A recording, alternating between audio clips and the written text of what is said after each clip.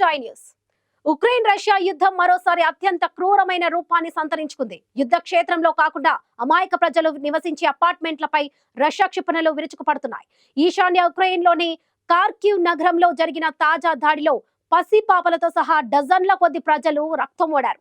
President Zelensky ఈ దాడిని తీవ్రంగా ఖండిస్తూ ఇదొక హీనమైన చర్య అని మండిపడ్డారు. అపార్ట్మెంట్లు కూలిపోయి జనం శిథిలాల కింద చిక్కుకున్న ఈ భీకర దాడి గురించి మరిన్ని వివరాలు ఇప్పుడు మన స్పెషల్ స్టోరీలో చూద్దాం.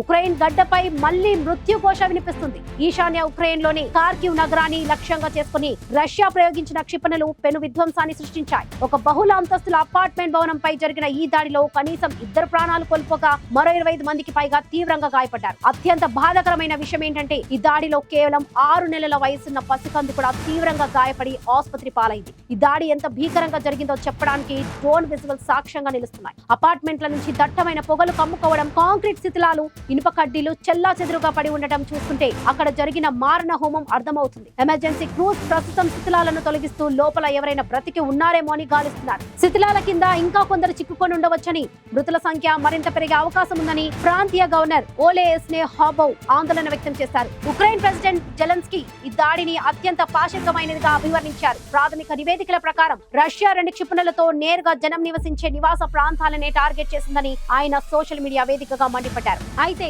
ఇంతటి విధ్వంసం ప్రపంచ కళ్ళ ముందు కనిపిస్తున్న రష్యా మాత్రం తమకేమీ సంబంధం లేదని బుకాయిస్తుంది. అక్కడ జరిగిన పేలుడుకు ఉక్రెయిన్ మందుగుండు సామాగ్రి కారణమని వితండవాదం చేస్తుంది. కానీ క్షేత్రస్థాయిలో ఉన్న ఆధారాలు మాత్రం రష్యా క్రూరత్వాన్ని ఎత్తి చూపుతున్నారు. శిథిలాల మధ్య తన ప్రాణాల కోసం పోరాడుతున్న 6 నెలల పసిపాప ఆర్తనాదం యుద్ధం ఎటు దారితీస్తుందో అని ప్రపంచాన్ని భయపడుతుంది. నివాస ప్రాంతాలపై జరిగిన ఈ దాడి అంతర్జాతీయ సమాజంలో తీవ్ర చర్చకు దారితీస్తుంది.